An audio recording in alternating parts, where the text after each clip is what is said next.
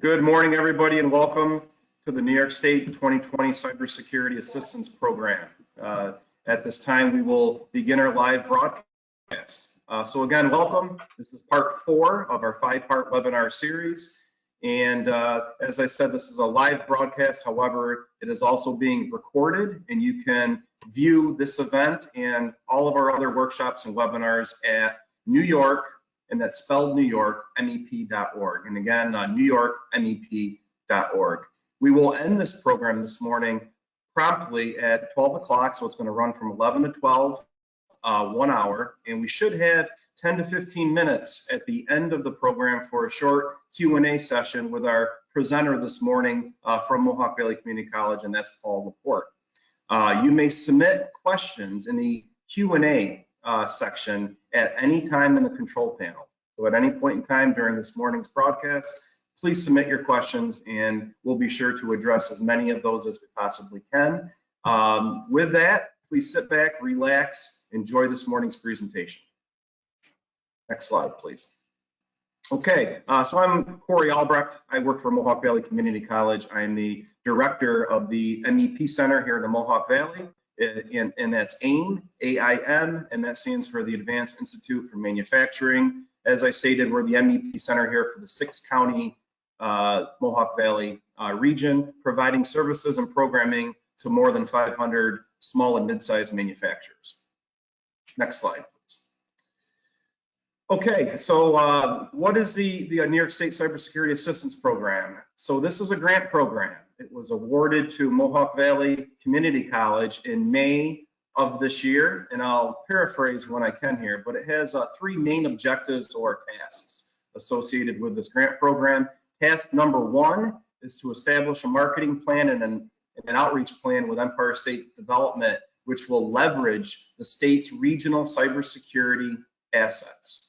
And we are under task number 1, we are also looking to develop a series of webinars and workshops to highlight the cybersecurity grant program and also the DFAR cybersecurity requirements.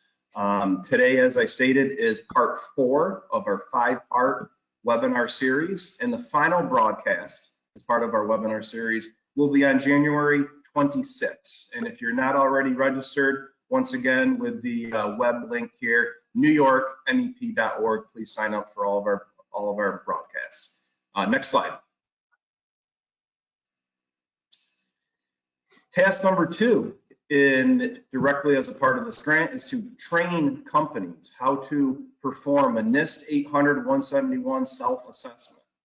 Okay, these companies should have the staff and the financial resources to accomplish the task.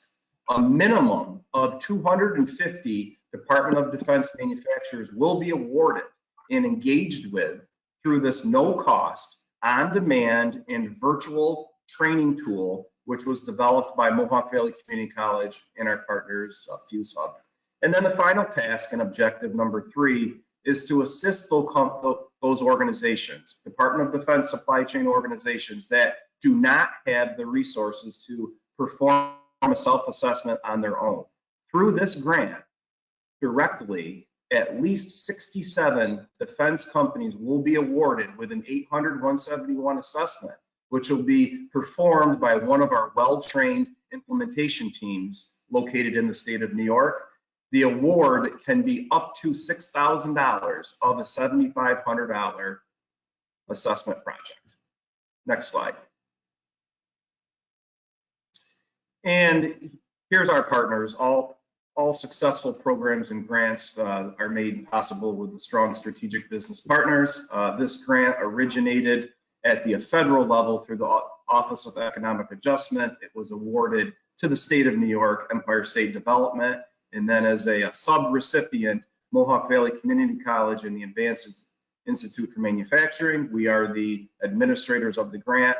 And then we have our 3 strategic partners, Fuse Hub, who is represented on this broadcast this morning, and then our cybersecurity assessment implementation team members, Twin State Technologies and MTech, who is our Hudson Valley MEP Center. Next slide. And then with that, I'd like to introduce Everton from Fuse Hub. Everton is a New York MEP Solutions Director. So with that, take it away, Everton. Well, thank you, Corey. Good morning. As Corey said, my name is Everton, and I'm FuseHub's New York MEP Solutions Director. Next slide, please. You just heard from Corey that the 2020 New York State Cybersecurity Assistance Grant consists of 3 tasks, which are all geared towards the deliverables of a minimum of 250 companies engaged in self-assessment training and 6 or 7 companies receiving a grant to offset the cost of a personalized assessment.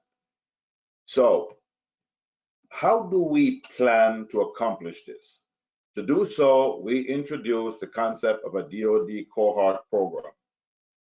The cohort shall consist of the following: 320 manufacturers in the DoD supply chain, membership at no cost to the participating companies, statewide DoD network opportunities, access to resources from our MEP network and partners, and an online platform in support of the self-assessment training. Next slide, please. So now that we know what the cohort consists of, what are the real benefits of joining this DoD manufacturing cohort program? Here are the opportunities open to members. First, access to an online 9-session interactive course for self-assessment through Teachable. The training provides content up to CMMC Level 3 equivalent. Yes, CMMC Level 3 equivalent. In addition, you'll be having virtual office hours with Mr. Paul Laporte, who is a resident cyber expert and who you'll be hearing from very shortly. You'll also have networking opportunities among cohort members in the DoD supply chain. Also, 6 to 7 of these cohort members will be eligible for a grant to cover a personalized cyber assessment consistent with NYS SP 800-171. Excuse me. Such grants will be $6,000 each towards the $7,500 cost per assessment. The company is expected to pay 20%, which is $1,500. In addition, you'll get a letter of completion for the cohort members that finish the program. A similar letter of completion will be given to winners of the grant that also complete the program. You'll be able to access our archive of cybersecurity webinars and workshops. And of course, you'll be fully prepared to meet the compliance requirements for CMMC Level 3 when it comes. You know, we offer much more here, including our upcoming January 26th webinar, which is called General Advice and Pointers. Now, what are the objectives of this cohort? We would like to achieve the following by April 2021. We want to enroll the 320 DoD supply chain manufacturers and have them complete the online training, plus conduct the 6 to 7 physical assessments that's supported by this $6,000 grant. Next slide, please. The 9-session online self-paced on-demand interactive course I mentioned previously provides us in-depth understanding of the 14 cybersecurity families covered in the NYS SP 800-171 document. There are quizzes. Yes, we're going to have a test. After each module, there will be a test to ensure that the material is understood. Not a difficult test, nevertheless, it's some test. We're serious about this thing. Just want to let you know that. Very, very serious. And as I said before, folks that complete the program will be awarded a certificate after the final module. Next slide, please.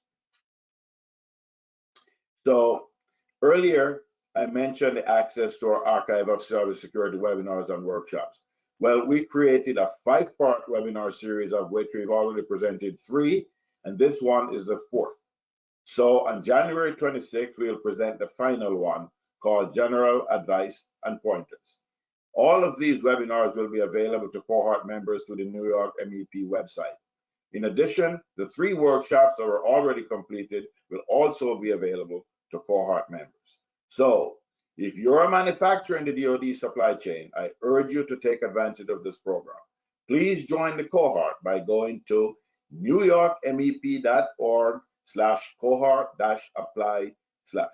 Now, I want to say that again, I'll spell it, nework.org/cohort-apply/. Go there and join the cohort now, please. I want to thank you guys, everyone who's listening. Happy holidays to all of you. And now we'll hear from none other than the inimitable Mr. Paul Laporte, Cybersecurity Coordinator at AIM. So Paul, please take it away. Thank you. Thank you, as always, for that lovely introduction, Everton, and thank all of you for being here today. So this is part 4 of our 5-part series. We've already done a lot of different discussion about different topics of cybersecurity in the prior 3. This one that we are going to be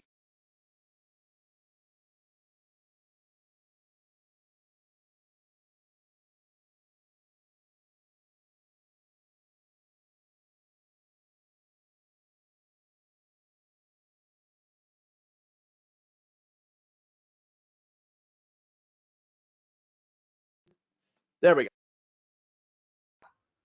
There we go. Okay, thank you all for joining me. Thank you, Everton, for that introduction. So today's presentation is entitled The Threat at Home. There are a lot of different subjects that kind of surround cybersecurity as a whole, and that is why I think it's something that a lot of people who don't study this topic consider it to be difficult to digest and absorb, and they think that they need to kind of pass it off onto somebody else to handle that responsibility. The example that I can give today is that this is the fourth webinar in a 5-part series, and we've covered 4 kind of very different subjects. But I do think that you can take a holistic approach to understanding cybersecurity by getting a little bit of everything. So that is why we've kind of broken this out in the way that we did. And the topic that we're going to be discussing today is specifically focusing in on the type of people who are trying to attack us, why they're trying to do it, what they're trying to do it with. So we're going to have some examples of attackers. We're going to have some examples of specific attacks. Again, just to kind of put you in that mindset of taking this out of the realm of the theoretical and into the realm of the actual.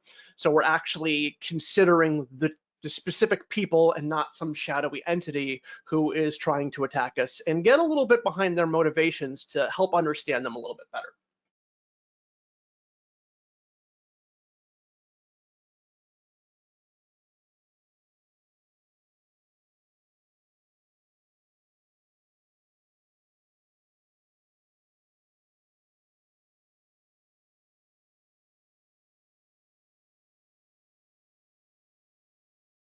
Okay, for some reason I keep getting muted, so I don't know, maybe the presenters are tired of hearing from me.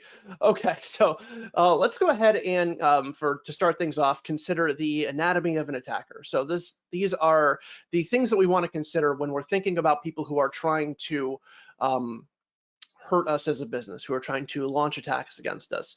We really want to do that when we're trying to protect ourselves, because if we can get in the mind of the people who are trying to do us damage, then we can potentially protect ourselves more efficiently.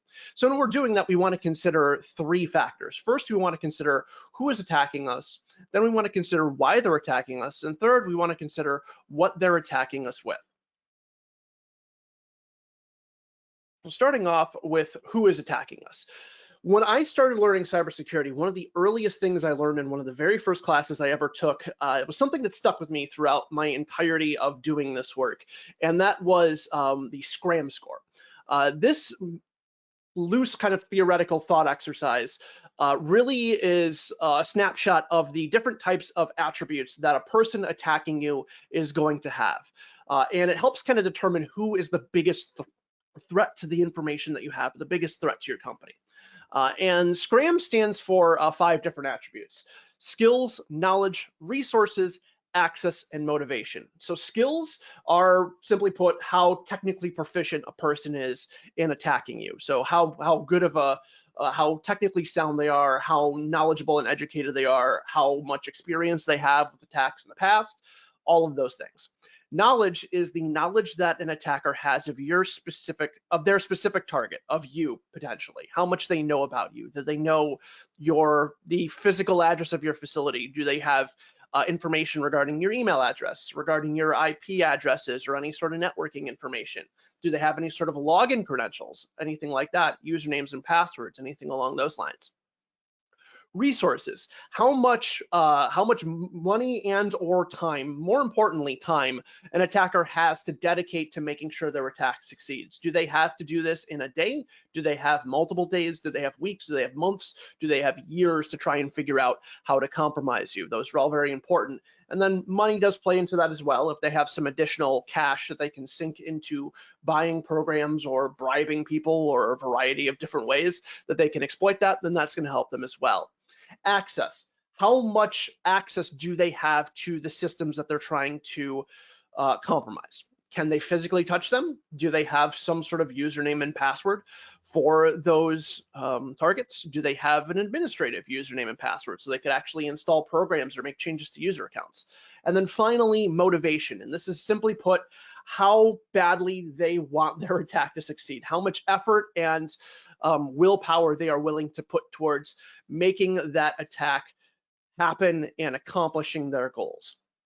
And taking all of these attributes and kind of determining a score for each of these, we can find that the higher an attacker's total scram score is, the more likely they are to accomplish their goal. So if they have a high enough combination of these 5 things, skills, knowledge, resources, access, motivation, they're more likely to actually accomplish their goal.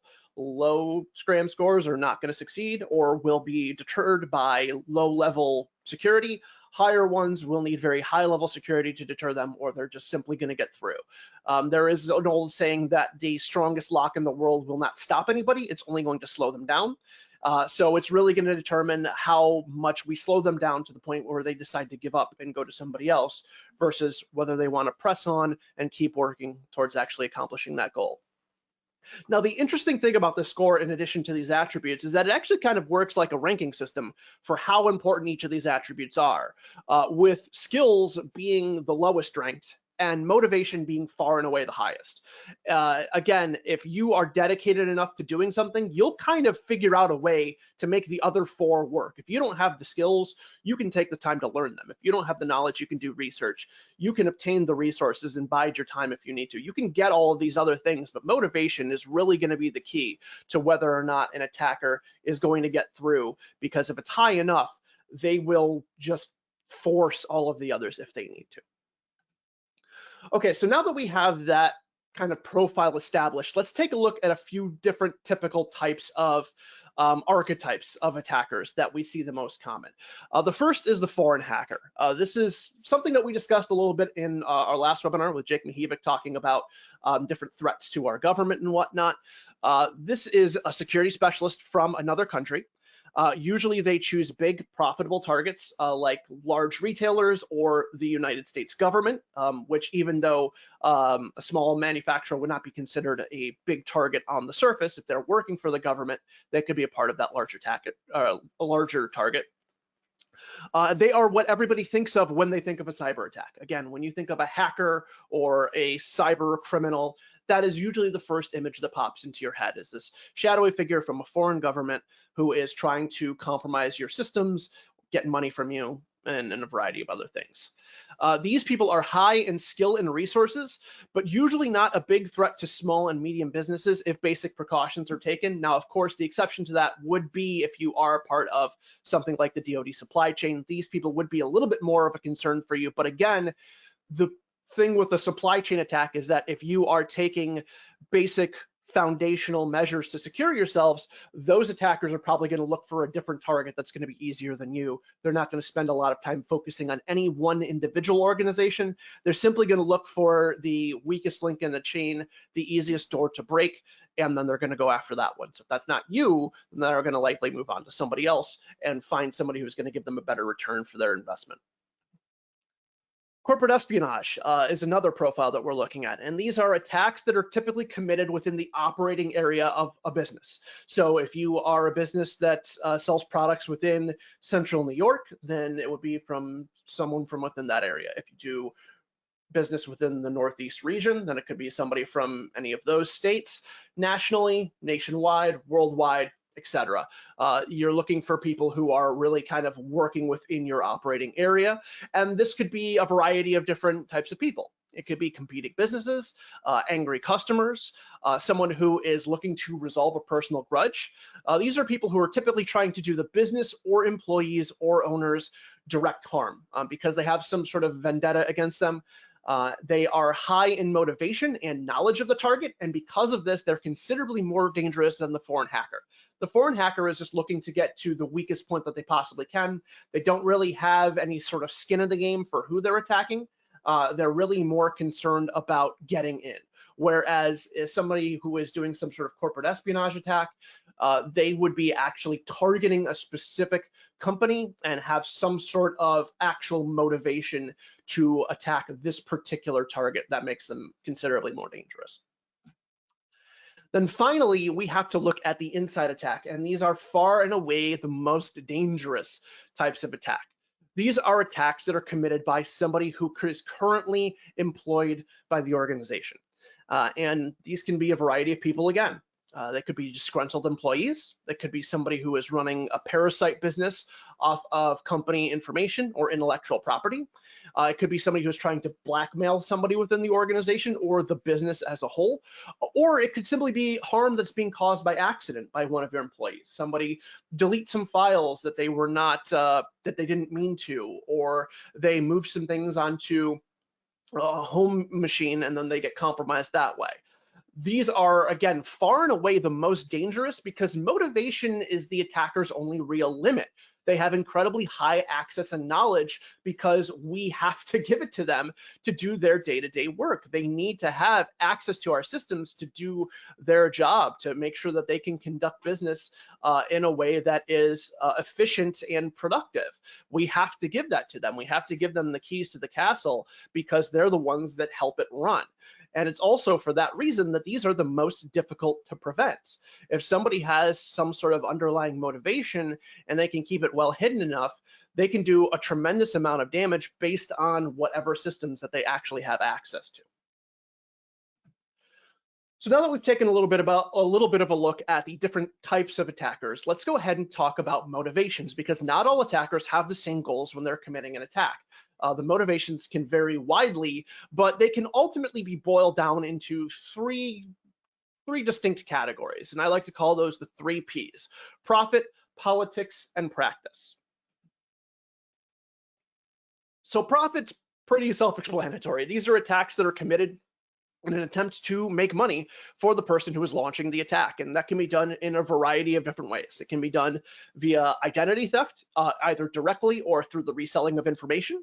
So they could get access to a person's credit card number or personal information, social security number, something like that, and then sign up for things where they can run up debt in that person's name. Or alternately, what they could do is they could compromise a large database of information, whether it's personal information or credit card numbers, things like that. And then they could sell that information on the dark web, where they could get, depending on the market value and the time that they're doing it, they could get anywhere between $10 to $25 per credit card number, $2 to $3 per email address, et cetera, and then they could sell off large lists and gain money that way, which also insulates them from any sort of detection because they're not the ones who are running up the charges themselves. They're just selling off this information. Very hard to detect, very hard to catch people who decide to do that. Intellectual property theft is another thing to consider. If a company has some sort of proprietary method of manufacturing an item, or if they have a particular customer list or customer base that they're working with, or certain marketing techniques, then that information can be stolen and either used by the thief, or they can be sold to a competitor, and money can be made that way. Ransom attacks, where we are essentially locking down the target's information and only unlocking it if they pay a ransom, is another very, very popular type of attack these days. We'll discuss that a little bit more later on. But again, profit is the main goal of most highly skilled attackers. If you're somebody who has dedicated a lot of time and education and maybe money to learning these techniques, this is what you're probably going to be doing if you're going to be launching an attack on someone. But it can also come from someone who is a low-paid employee or people who feel like they're not being paid what they're worth. One of the more common attackers in an internal structure is a maintenance department, because they're usually the lowest paid employees at the company and they have access to every single office in the building. So we've seen instances where people have taken thumb drives or taken paper documents and then sold those, or done something to gain a profit from those in that way. So that is just something to consider when looking at attacks for profit. Usually high-skilled people, but not exclusively. Second, attacks for politics. These are attacks that are committed by somebody who is opposed to the business for personal and ideological reasons. So it could be somebody, for example, who is opposed to an organization like the NRA, or we could have an organization like PETA who is launching attacks on meat manufacturing corporations or leather working plants, things like that. Or again, real good example, the United States government. If there's somebody who is opposed to the US government for personal or ideological reasons, their attack could be motivated by that. And the goals for this attack vary. They can be vandalism, denial of service, or theft of information for blackmail, or theft of information for just harming the reputation of a company. So they could compromise, for example, the Democratic National Committee, where a bunch of emails were stolen and then leaked. That made them look very bad, potentially could have swung an election. Those are all different types of goals that tend to come from somebody who has a political motivation. And then finally, we have attacks for practice. These attacks are made on small, weak targets, usually by inexperienced attackers or people who are using the targets as a dry run for someone bigger. So again, they really don't have any particular motivation towards that specific organization. They are just looking for the weakest way in, so they can test something out, or maybe they're just getting their feet wet in, hacking as a wider hobby or practice. And they're looking to exploit some low-level targets as their kind of way of getting into the door. They are usually low in skill and motivation and typically easy to defend against. Again, these people are not looking for any one specific company. Typically, they are looking to just find the lowest common denominator in terms of security. So they will go to the lowest, the people who have the lowest security. So if you have some basic foundations in place for your overall cybersecurity, then you're usually going to be safe from these type of attacks. The types of payloads we see are typically prank vandalism. So, maybe they'll redirect a company's website to a porn website or something like that, or just vandalize the web page itself. That could be denial of service, which we'll talk about a little bit later on, but effectively that's just stopping your operations for a brief period of time. Or they can be what we call look and leave. They simply just get into the system, see what they can access, but don't ultimately take anything and just exit. This is again just looking to see how deep in they could get, but maybe they'll come back at a later date. Maybe they have other motivations, you never know. So this is again typically of the motivations, the lowest type of damage that can be caused, but it can still be damaging if left unchecked and still can cause you a lot of headaches if you're not doing your basic due diligence. So now let's go ahead and talk a little bit about what these types of people are attacking us with. And the interesting thing about cybersecurity and cybercrime, and one of the reasons that it is so prevalent and such a popular form of money making, especially in lower developed countries or in lower developed regions of even the United States, is that virtually all the software that the attackers are using to commit these attacks is completely free. And most of them can be run on very low quality machines. A lot of times the computers that we would have thrown out a decade ago are perfect for running these types of attacks, because all they are is they're not graphics intensive, they're not really processing intensive, they're just programs that are running very simple and small commands, sometimes on a large scale, but these are things that older computers can still do extremely well. So a lot of times we will see in developing countries, they will purchase computers, again, that were recycled from larger countries. They will install those and then they will use that to commit attacks with software that they got for free. Additionally, the techniques and information on committing attacks is also easily accessible and free on the internet. Now, you can be a sucker like me and spend a bunch of money for a college education in cybersecurity, but if you want to, you can just peruse forums, go to videos on YouTube. There are a lot of different resources that will instruct you on how to launch these different types of attacks or how to gain this knowledge that is incredibly low cost or completely free. Now, when you combine these few facts, you will find that the barrier for entry into the hacking world is very low, and again, limited only by a person's motivation. Again, that motivation idea coming up is the most important thing. How badly do you want to do this? That's really your only barrier into this sort of work.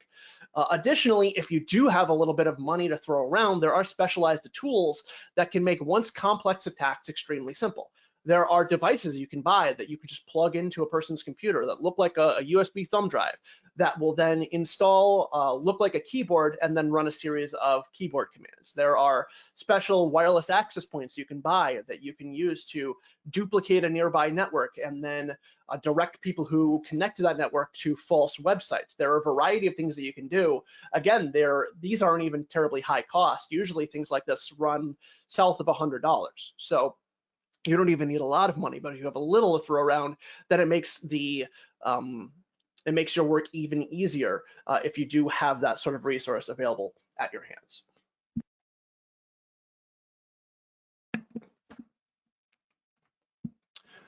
All right, so let's go ahead and discuss a few different examples of specific types of attacks. So there are a wide variety of cybersecurity attacks that exist. There's thousands and thousands and thousands, but there are a few that have either come to popularity in recent years or have just been kind of evergreen throughout the entirety of cybercrime that are going to be the most common types of attacks that a small and medium business, specifically a small and medium manufacturer, will see that they really need to make sure that they watch out for and protect themselves from. So the first type that we're going to look at is a denial of service attack. So this is an attack that is meant to flood a network with traffic to make it unusable. And I always like to take examples in the real world if I can. And the best example I could give of a denial of service attack in the real world would be if you owned a small convenience store. And while you were trying to do business, somebody walked through the front door of that convenience store, stood by the front counter where you keep your cash register, and just screamed at the top of their lungs nonstop. This is going to be incredibly disrupting. It is going to be very difficult for you to do business, and it's going to cause a lot of people who would have accessed your business to not be able to access it. So that would be a good real world example of a denial of service attack. Now this attack can come from one user, which would be, again, a denial of service attack, or many users, which would be considered a DDoS, or a distributed denial of service attack. So these group attacks can come in a variety of flavors. These are usually the most effective for larger organizations. It's very difficult for one specific person with one specific machine to do a lot of damage. You usually need the help of multiple people, and those group attacks can either be intentional using programs such as the LOIC or low orbit ion cannon, where you organize a group of people, they all install a program on their machines, point to a specific website or IP address, hit a button, and then it basically dedicates all the resources on their computer to flooding that network with traffic. If you get a few thousand or even a few hundred people to do this, you can bring down a network pretty easily. Or it can be inadvertent activity through something like a botnet, where a person will take advantage of a variety of computers who have some sort of malicious software installed on them to dedicate a small amount of resources from their computer without the user of that device even knowing it towards bringing down a network via a similar way. These types of attacks are incredibly easy to execute. Usually it's just installing a program or hitting a button. There's really, really low skill that's needed to launch this type of attack. And network usability is usually restored once the attack ends. So it only lasts for as long as the attack is ongoing. It doesn't really have any sort of persistent effect. Once people have stopped that program that they're using, then that stops the attack. Now, this type of attack can be mitigated via the use of multiple networks. So if you had a specific network or subnetwork for your web traffic, and then a different network for your internal traffic, and somebody only knew the information for your website, then they could bring down your website, but it wouldn't bring down your entire company. So you can kind of split up the responsibilities of your network in that way. You can purchase surplus bandwidth. So when you actually work out your contract with your internet service provider and you have an idea of what your regular monthly traffic is going to be and you purchase bandwidth based on that, you can purchase excess bandwidth. So in the event that you are attacked, you have that extra cap, that extra space, so it won't bring down your network. Or there are also services out there that you can subscribe to or purchase that effectively work as denial of service protection services, where they can scan your network, and if there is a large amount of unusual traffic coming from a specific source or multiple sources, it will effectively shut those groups off and will make it so your network stays up and running and online. And here's a diagram of an example of what that sort of attack might look like. So again, this is a distributed denial of service attack with a botnet. So we have a singular attacker who has managed to compromise a variety of different computers. They launch the attack command that gets passed on to these computers. Those computers attack the specific gateway of a company, and then that passes it on to the server that they were trying to compromise, and then that brings the server down. So just one example of a denial of service attack. Ransomware. So this is probably the one that most of the people listening to this presentation have heard about the most in recent years, because it is an extremely popular method of attack, which has really come into vogue only in the past 5 years or so. We didn't see a lot of it before that, but it has really exploded in popularity as it is a pretty successful way of launching an attack. And what it does is it essentially installs some sort of what we call an encryption program on the target device via some sort of malware that was installed either knowingly by somebody who had hijacked a machine or unknowingly by somebody who was tricked into installing it.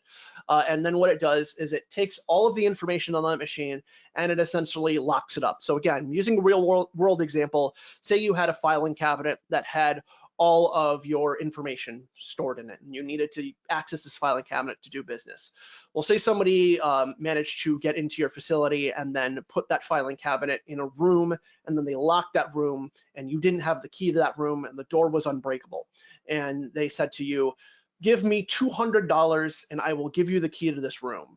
But if you don't give me $200 within 24 hours, I will blow this room up and destroy the filing cabinet that's in there. That's kind of a good real world example of that. So again, they're usually holding on to the information until a ransom is paid, and they usually put some sort of time pressure on you to force you to make a bad decision in regarding to giving them the ransom that they're looking for.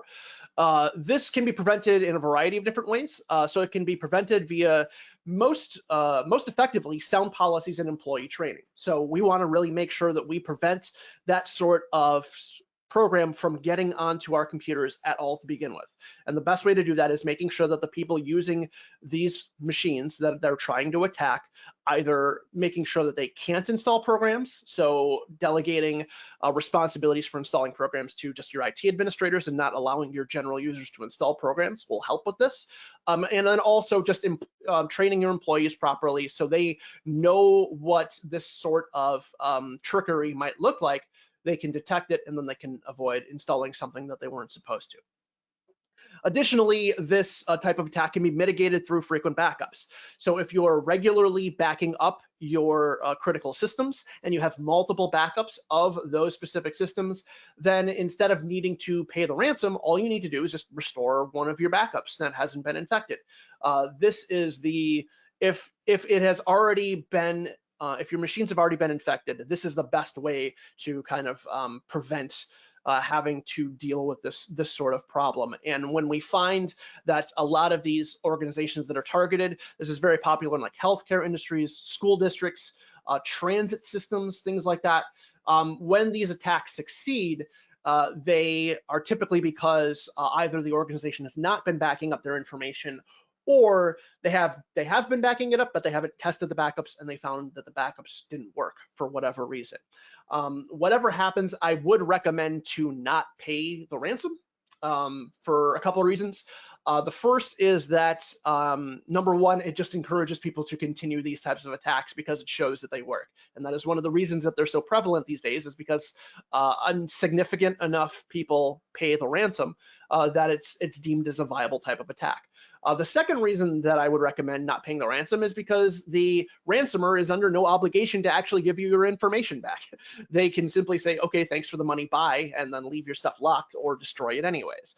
So we really don't want to rely on ransom, even if we have something like insurance. And I think Jake mentioned in a previous presentation that if you have cybersecurity insurance, the insurance company will encourage you to pay the ransom.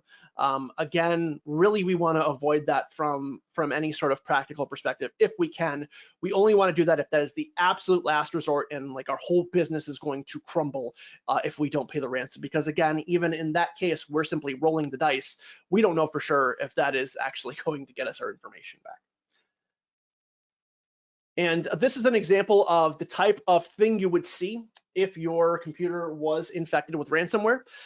So, this would be an example of a screen that would pop up right when you first turned on your computer for the day.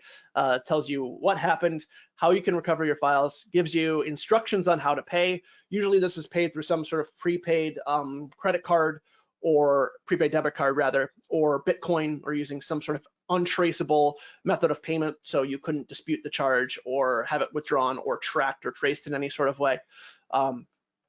This is the type of thing you'll see. And then if you pay the ransom, theoretically, then you should be able to unlock your information. We have a countdown clock here that, again, tries to force you into making a bad decision, which we will commonly see on as many types of attacks as possible. Usually, putting a time crunch on somebody is a really good way into forcing them into making a bad decision or an incorrect one that they wouldn't otherwise if they had the proper time. And then the last kind of archetypal example that we'll look at here is phishing or social engineering attacks. And these are either programs or methods that are designed to trick the user into giving their information.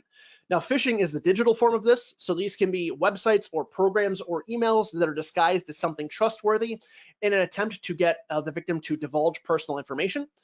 So again, this can be something you'll receive in your email inbox, or a website that looks like a legitimate one that is not, that is trying to get information from you or to get you to install a program, something along those lines. Social engineering is the other side of this, and this is very similar to phishing, except it is for real-world communication that attempts to mislead the victim into divulging personal information. So instead of sending you an email or trying to lead you to a website, it is a person actually calling you up, or if they're particularly bold or brazen, they will visit you in person to try and get the information that they're looking for. And again, this one is particularly powerful because when we're dealing with someone face-to-face or even over the phone, we're more likely to trust them with information that we wouldn't if they were trying to attack us via like an email or something like that. Our radar is usually kind of up when we're dealing with digital stuff because we know that this is kind of a dangerous place to work in. But if somebody is calling us or visiting us in person, we let our guard down a little bit as far as that goes. So it's difficult to pull off because you have to be particularly charismatic and brave and bold to actually do something like this. But if you have those characteristics, you're usually going to get very far. I've referenced the Kevin Mitnick story in a prior presentation. I won't bring that up here, but that's just one example of somebody who can use very simple con artist techniques to get a ton of information and get access to a ton of different things. And again, this is preventable mostly via sound policies and employee training. So again, if employees are trained and if they know the rules in handling information and what they shouldn't be giving out and where they should or should not be going and what they should and shouldn't be doing with emails, this tends to help prevent these sort of attacks because the awareness that they have will help kind of guard themselves from this sort of trickery. And these can be mitigated via incident reporting and response systems. So if somebody is the victim of this type of attack, the best way to help reverse some of the damage that could potentially be done is for that person to tell somebody as quickly as possible who can help shut down those systems that that person has been given access to. So if somebody is tricked into giving away their username and their password, the best thing they can do at that point is just tell an administrator as quickly as possible so that administrator can shut down their account or appropriately track that person's activity if we want to try and actually find out where the person's coming from. If your machine gets infected because you got tricked into downloading ransomware. There's something for that example. Again, notifying IT administration so they can disconnect your machine from the network, so maybe that machine gets infected, but not everything gets infected, is another good way of minimizing the damage. And that's what we're looking to do at that point. We're not going to be able to stop everything, but we're going to be able to prevent the biggest impact from happening on our organization. And this is an example of what a phishing email might look like. And it's funny because, again, they'll use certain tricks to try and fool you into it, including pretending to be somebody who was warning you from an impending attack. So for this example, this is coming from allegedly Microsoft or Outlook, something along those lines, that says, hey, we've detected some unusual sign-in activity on your account. Here's the information, where that it came from. Oh, this looks scary. It came from Nigeria. I didn't do anything in Nigeria. I better look into this. And then they give you a phone number to call and a website to go to. And this phone number and this website are not going to be what they're pretending to be. They're not going to be what they represent being. So this one might try and get some additional account information off of you, as far as username and password, maybe even financial information. This website might do the same thing. Might pop up a form that says, hey, we're going to look into this further. Give us your username and your password, or we'll make sure that any false transactions are stopped. Give us your account name or your credit card or your account number or your credit card number, something along those lines. So again, looks official. Uses all the same fonts. The button's a little off center here. There's usually like one or two things that don't look quite right. That usually you can kind of suss out whether this is legitimate or fake. But this is a pretty convincing one, and smart people have been tricked into giving things away as a result of things like this. And then lastly, I just wanted a quick example to show that these are not exclusive. You're not necessarily going to be attacked via any one particular way. An attack may combine multiple techniques to try and reinforce the effectiveness of that attack. And this would be a combination of a ransomware and a phishing attack example. So this is ransomware. This has locked up this person's computer and their information, but it's pretending that they're the FBI saying, oh, we found some child pornography on your computer. Give us $200 as a fine. You have 72 hours, otherwise you'll be arrested. So again, kind of combining the two different types of practices and theories. Looks scary, looks official, but I can assure you that if they found child pornography on your computer, the FBI would not be fining you $200. They would be visiting you and arresting you and carting you off to jail. So again, if you kind of stop and look at something like this and go, wait, does this line up? Does this make any sense?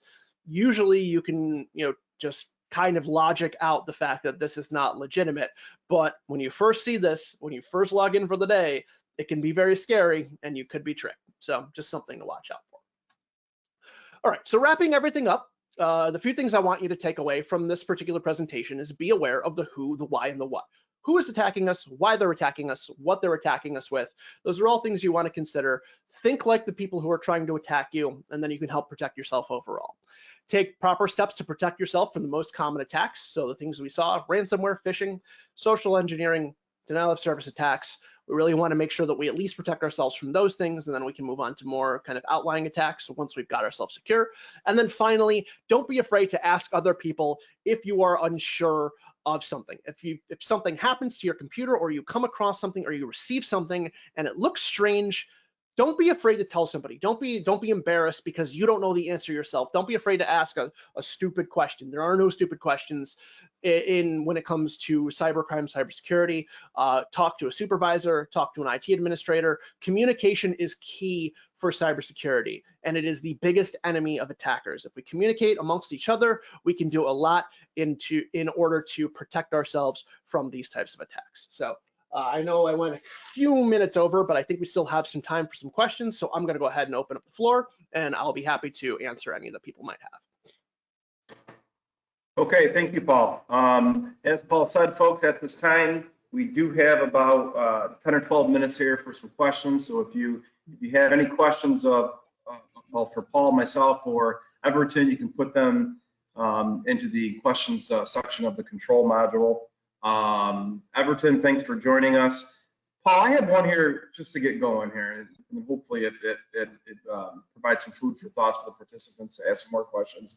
You talk a lot about the attacks. did a fantastic job outlining some of the different types of attacks which you see. How about going back down to the grassroots here? Why are manufacturers in general very high on the list for a malicious attack? Why manufacturing?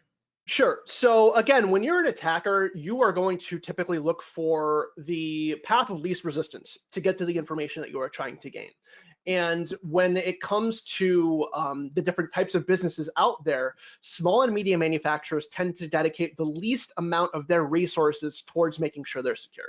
If you look at banks, or insurance companies or healthcare organizations, these companies have very large amounts of information, very valuable amounts of information, but they also, whether it's through industry requirements or just making sure that their own business is sustainable, dedicate a massive amount of resources to making sure that these attacks don't succeed or are very, very difficult to pull off.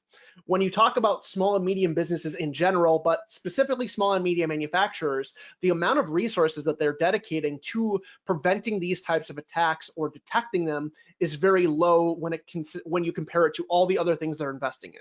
When they're investing in developing products or marketing or sales or building a customer base.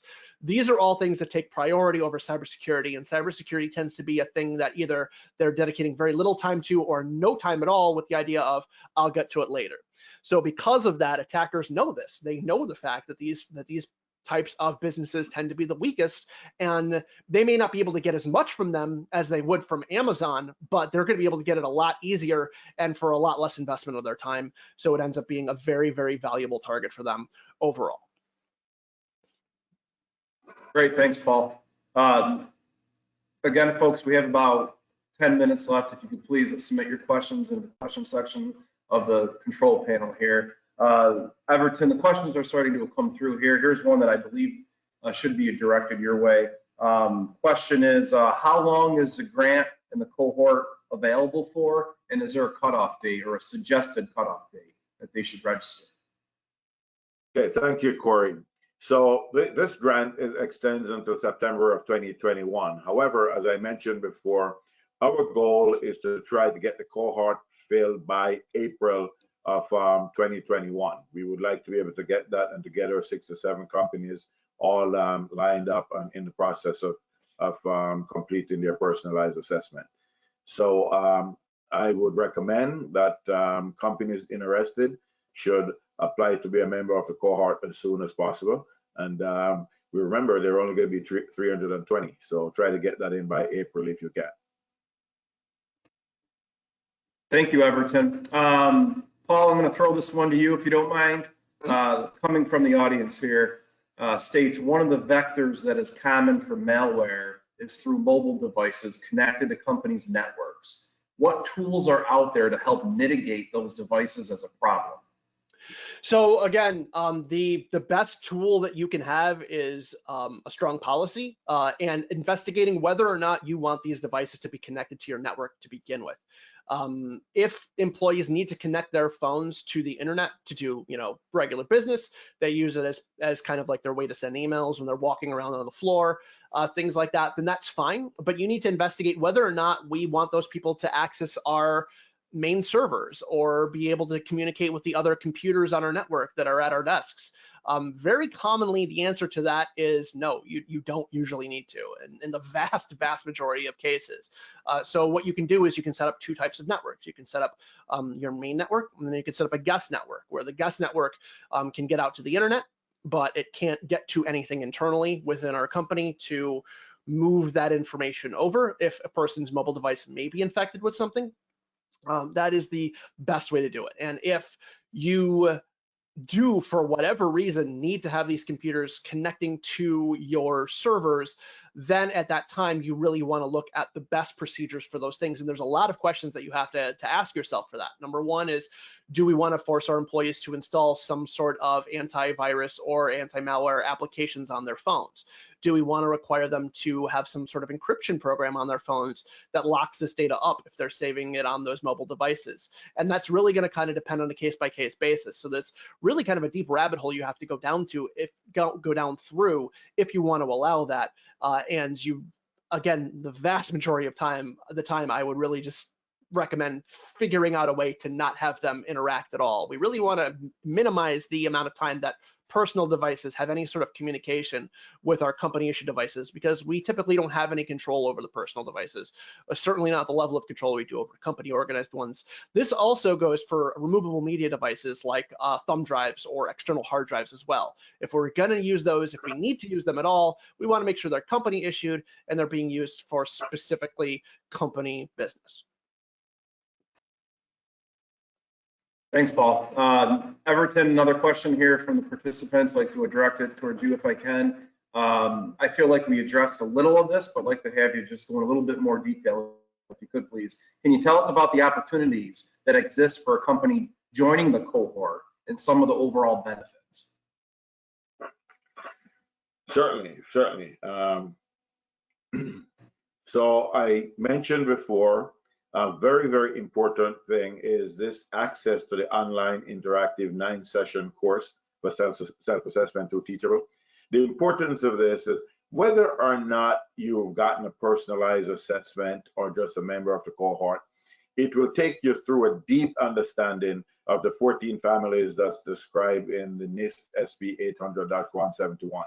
This sort of education prepares you for problems that may arise. It's not just that someone is taking you through, you are going through and you're understanding why, and that should certainly help you to be better prepared as you prepare your cybersecurity posture. Of course, the training will bring you up to the level of CMMC level 3, and this is important. Even though we're not certifiers and we can't certify you to that, you'll be prepared such that when the certifiers come, you'll be able to meet those requirements. And of course, please remember that going forward, once CMMC hits, you will need to be certified in order to bid and jobs with the DoD. Probably the most important benefit here is just quality time with Mr. Paul Laporte, our cybersecurity coordinator. I mean, Paul will be giving virtual office hours to members of the cohort. And I think, as you can tell from his presentation, it's a very, very important and useful time to, for you to spend with Paul. You learn a lot. There's networking with the cohort. Of course, you'll be able to network with other DoD supply chain folks. And for some folks who have constraints relative to personnel and finance, being one of the 6 or 7 companies receiving the $6,000 grant for the personalized self-assessment, I mean, that's very, very important. And of course, getting a letter of completion showing that you complete not only the personalized assessment, if you do that, or the completion of the self-assessment. This is something that you can put up that certificate in your office, or you can show it to your potential clients and customers that, hey, we are secure, and that's really very good. And of course, you have access to these webinars that we've done in the past, this one, the ones to come, and also you'll have access to our workshop. So those are just a few of the things that you'll have access to, not to mention the fact that you'll have access to AIM and its supporters and FuseHub and an MTech and our partner Twin State. Everton, that's a great answer. I'm sitting here counting in my head, and I think you came up with maybe 10 different reasons of an opportunity and a value added for a defense contractor to sign up for the cohort. So thank you for that detailed answer. I'm going to stick with you here, Everton. We have a couple minutes left. I'm going to ask one last question for you here. I'm going to add a little bit to the question here too. So this program that we have, the 2020 ESD Cybersecurity Assistance Program, is in fact for defense, small and mid-sized contractors in the supply chain across the state of New York. Now, FuseHub being an MEP center, Mohawk Valley Community College and AIM, us being an MEP center here in the Mohawk Valley, we also work with non-Department of Defense manufacturers, not specifically inside of the grant, but can you tell us a little bit about the cybersecurity programs that might be available out there for non-Department of Defense manufacturers? Certainly. So we created what we call the MEP, New York MEP Cybersecurity Grant, and we did that in 2019, and we did it again in 2020. And in 2021, this was created for manufacturers who are new to MEP. And so if you contact your local MEP center, and if you're new to MEP, I should define that definition. New to MEP means that you have not done a survey in the last 4 years. Then you are eligible for up to $5,000 towards a cybersecurity assessment. The way you access this, you'll have to approach your MEP center. There are 10 regional centers, and I could run through all of them, but you know, there's, of course, you know, the 10 economic region in the state, and we have a center in each one of them. You can go to that center, talk to them. They will apply to FuseHub for that grant on your behalf. And should you qualify the assessment for an assessment, then we would award $5,000 to that. Now, I have to tell you that this was done and is ending December 31st. So we only have a few days to get this done. We've been doing this program since the beginning of January of this year. But that's an example of what we do. We try to incentivize manufacturers, be it in the DoD supply chain or not, to really become cyber secure. And these dollars that we've been given is a way of trying to help the companies achieve this. And we don't know what the future brings, but I would say keep in touch with your MEP center so that you can be alerted as soon as something comes down the pike. We want to help you. We want New York manufacturers to be successful, and that's what we're here for. Thank you, Everton. Paul, last question. We're a minute over here, so we'll try to keep it brief here. For several years, and again, this came right from a participant this morning. For several years now, we have had someone buy a domain similar to ours and then pretend to be our company. They have, in one case, purchased equipment from a small vendor and changed the shipping address, but kept the billing address. Then we received an invoice. We investigated and let the vendor know, but it was too late. This didn't hurt us, but it hurt the small vendor. Any suggestions on how to prevent this from happening again and having somebody buying up a domain name? So unfortunately, really the only way to prevent somebody from buying up a domain is to buy it yourself. So again, you do not need to actually, you know, put a full website on that domain, but when you are buying domain names, there is the option to buy a variety of packages where you can effectively buy, you know, manufacturer.com, manufacturer.edu, manufacturer.org, manufacturer.gov. You know, try and think of different ways to different common misspellings of it. Typically, paying for domain name usually only costs somewhere in the realm of $10 per year. And then once you buy those domains, you can just redirect them back to your main site. So you can, you know, if your main site is manufacturer.com, you can buy manufacturer.org and then just have a redirect that way. So now it's difficult to buy every single possible derivation, but if you can buy some of the more common ones, then it will be difficult for any potential attackers or defrauders to give them good tools to be able to launch something like that. So really that's the only way to stop something like that from happening. Or also too, if you do find that something like that is common, when you first do business with a company, you know, just let them know, like, listen, here is the person who's going to be contacting you if we have any sort of purchase or anything like that. We have had issues with people trying to act fraudulently as us in the past. Be aware of that. So again, communication is the key there. Okay, thanks, Paul. Folks, that does conclude our program for this morning. I just wanted to end by saying if you're looking to get in touch with myself, Paul Laporte, or Everton, you can certainly contact. You can funnel all those questions for contact information to me, and you can reach me at C Albrecht, ALBRECHT @mvcc.edu, or you can simply call the Office of the Advanced Institute for Manufacturing at 315-624-9800, and I would be more than happy and very pleased to share everybody's contact information with all the registrants on the broadcast here this morning. In closing, special thanks to Paul Laporte presenter today. Thank you. Everton, thanks a lot for your hard work. And, on behalf of Mohawk Valley Community College, the MEP centers from across the state, Fuse Hub, thanks for taking more than an hour out of your busy day, spending it with us here on this broadcast. Our next broadcast, as a reminder, it is on January 26th at 11 o'clock. Hopefully you could all join us with that. So, with that, I'll say, hopefully everybody has a very happy and safe holiday season and a very successful new year, and best of luck to everybody in 2021. So with that, take care, everybody. Goodbye. Happy holidays. Bye.